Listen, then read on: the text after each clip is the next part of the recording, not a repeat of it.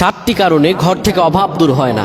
এই 7টি কারণ আমি বলবো আপনাদের সবার মাঝে আছে, আপনাদের সবার মাঝে আছে। এই কথাটি আপনি জানার পরে আপনার বন্ধুদের কাছে শেয়ার করে দিবেন, ফ্যামিলির লোকের কাছে শেয়ার করে দিবেন, সবার কাছে শেয়ার করে দিবেন।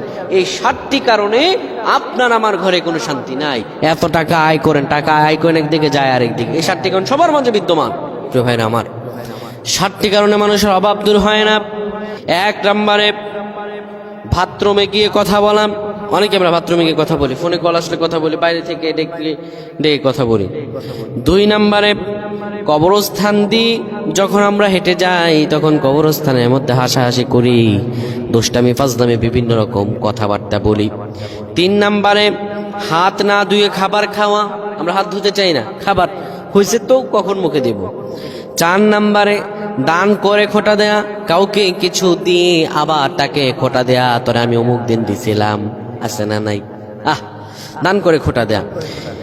5 নম্বরে বিসমিল্লাহ ছাড়া খাবার খাওয়া। যে খাবারে বিসমিল্লাহ নাই সেই খাবারে বরকত হতে পারে না। 6 নম্বরে বাড়িতে কোরআন তেলাওয়াত না করা। অনেক ঘর আছে সকালবেলা শুরু হয় গান দিয়ে, কি দিয়ে? গান দিয়ে। বাড়িতে কোরআন তেলাওয়াত না করা। 7 নম্বরে 5 ওয়াক্ত নামাজ আদায় না করা।